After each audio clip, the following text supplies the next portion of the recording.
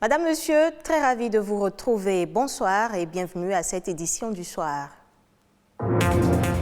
À la découverte des trônes royaux qui figurent parmi les 26 œuvres culturelles attendues au Bénin, notamment les trônes des rois Guézo et Glélé, zoom dans ce journal sur l'histoire de ces trésors et leurs caractéristiques.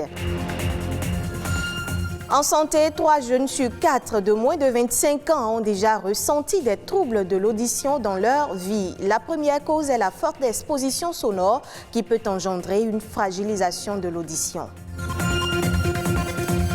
Le cancer du col de l'utérus est une maladie silencieuse et virale qui affecte près de 3000 femmes chaque année dans le monde. Le dépistage constitue le seul moyen de prévention de cette pathologie. Les détails à suivre.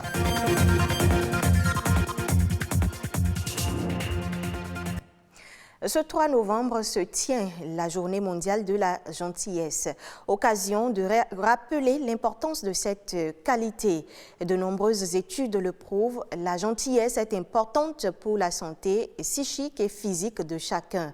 Aider quelqu'un ou le saluer, faire preuve de bienveillance envers les personnes âgées, des actes qui semblent minimes mais améliorent nettement nos rapports familiaux, amicaux ou professionnels. De plus, la gentillesse a un effet bénéfique sur la santé, notamment sur notre système nerveux. Le Bénin entre dans l'histoire avec ses 26 trésors royaux qu'il s'apprête à recevoir. Quelles sont ces œuvres qui reviennent au Bénin?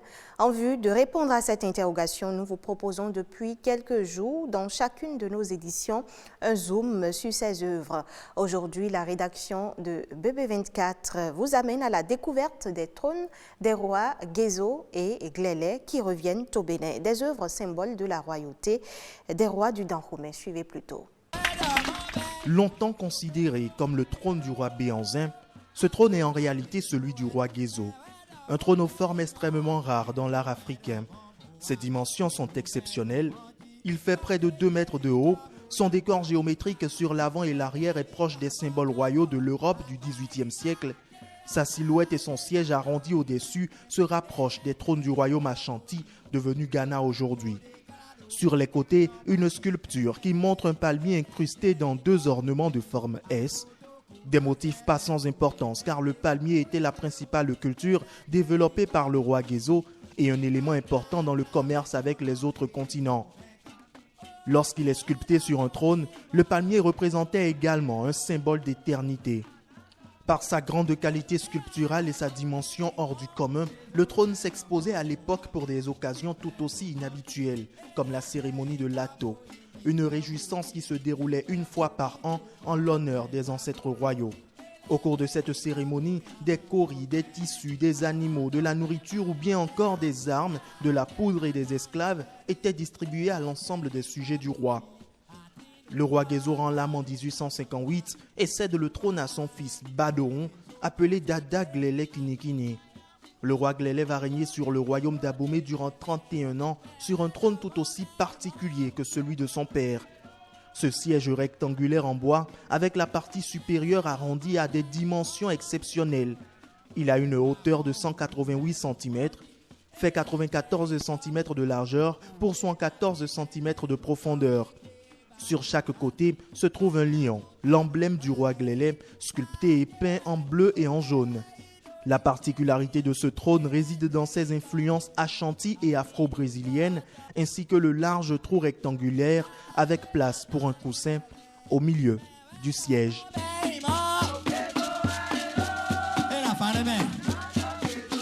Venons-en à présent à ce problème de santé publique. Le cancer du col de l'utérus constitue aujourd'hui la première cause de mortalité dans le monde.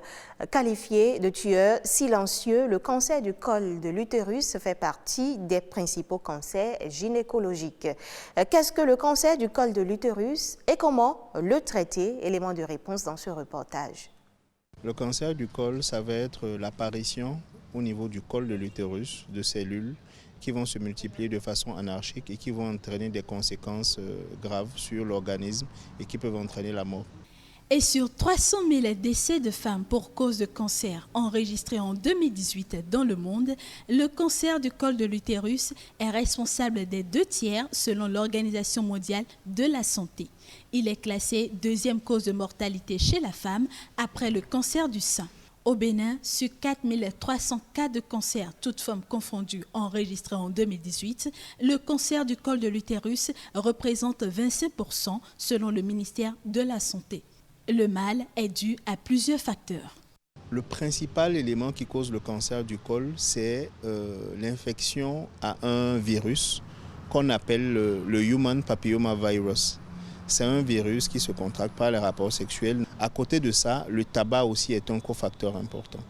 Ces cellules cancéreuses, une fois installées, vont progresser de façon presque silencieuse vers le cancer. Pour qu'il apparaisse, ce sont des anomalies au niveau du col qui vont s'aggraver et qui, au bout de 10 à 15 ans, vont être appelés cancer.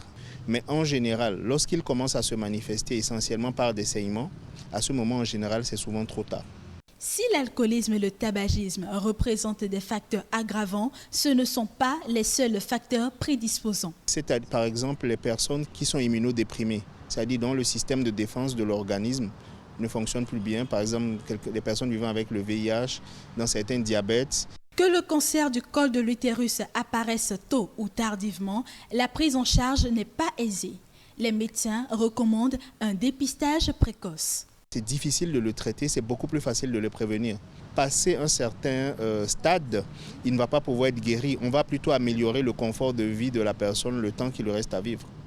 Et pour accompagner les agents de santé dans la lutte contre le fléau, le Bénin s'est doté d'un document stratégique de 100 pages qui fournit des informations utiles sur le cancer du col de l'utérus et d'autres cancers chez la femme. L'opérationnalisation de ce plan stratégique permettra dans les mois et années à venir aux autorités et acteurs sanitaires d'apporter l'assistance nécessaire aux populations béninoises afin de leur éviter autant que faire se peut ou de détecter à temps toute situation de cancer susceptible de leur être préjudiciable.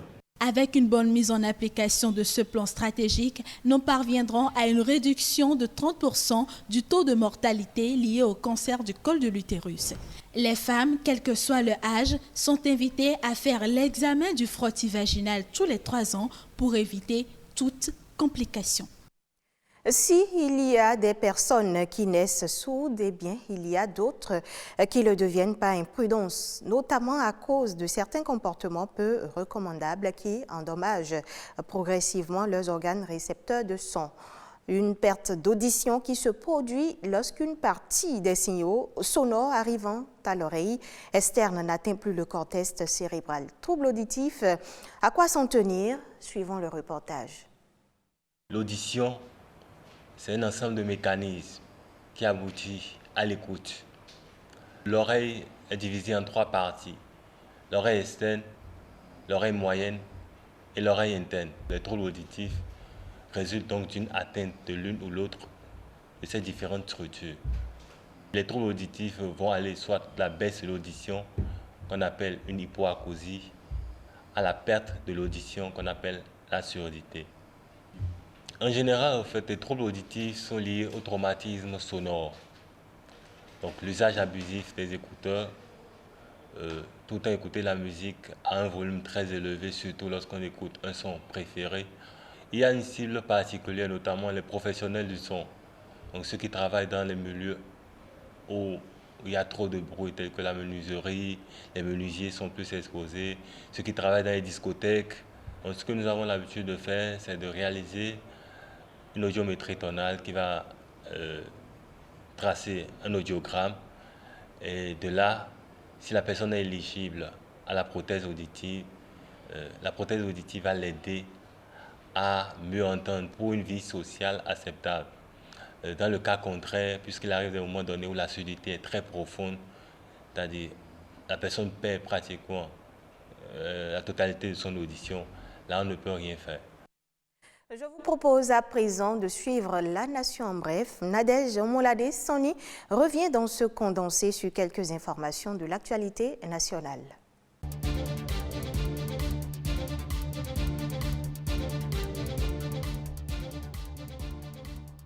L'échéance de paiement de la taxe foncière unique TFU de l'année 2021 est fixée au 30 novembre prochain. Passé ce délai, une majoration de 10% sera appliquée pour non-respect de délai au montant du solde dû conformément à l'article 996 du nouveau Code général des impôts. Dans un communiqué conjoint, le maire de la ville de Cotonou et le directeur général des impôts invitent les contribuables à s'acquitter de la TFU dans les délais requis. Un atelier d'élaboration du plan national de plaidoyer pour la lutte contre le paludisme au Bénin a démarré à Cotonou. Pendant 5 jours, toutes les parties prenantes engagées dans cette lutte se réunissent pour échanger, réfléchir et trouver des solutions pour élaborer pour la première fois au Bénin un plan de plaidoyer national en faveur de l'élimination du paludisme. Selon l'Organisation mondiale de la santé, 10 millions de dollars, soit environ 5 milliards de francs CFA, sont nécessaires pour mettre en œuvre les plans stratégiques nationaux dans 30 pays africains au cours des 3 prochaines années. Football à présent, la liste des joueurs retenus pour la rencontre contre le Madagascar le 11 novembre prochain est désormais connue. L'entraîneur des écureuils du Bénin, Michel Doussouye, a rendu public les noms des joueurs pour la rencontre comptant pour la 5e journée des éliminatoires de la Coupe du Monde Qatar 2022. Suspendu lors de la dernière rencontre, l'attaquant Jodel Dossou est cité parmi les 25 joueurs retenus.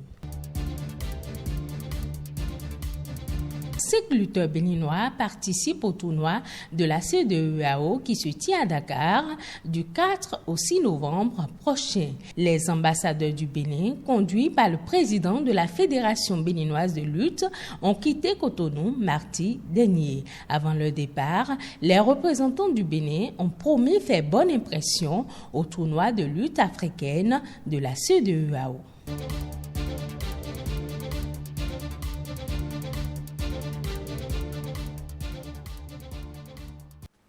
En bref, Madame, Monsieur, pour relever le défi du développement et lutter contre la précarité, les chaînes de valeur agricole seront un levier essentiel pour favoriser une croissance inclusive en Gambie. C'est ce qui ressort du document de stratégie pays DSP 2021-2025 publié par la Banque africaine de développement. Ainsi, 21,45 millions de dollars, soit environ 12 milliards de francs CFA, doivent être investis dans la zone de transformation des cultures de base. Ces financements qui bénéficient du concours du secteur privé contribueront à transformer l'agriculture de subsistance en activité à vocation commerciale. Ce sera tout pour ce journal, disponible en replay sur le site de l'ORTB, www.ortb.bj. Merci à tous de nous avoir suivis.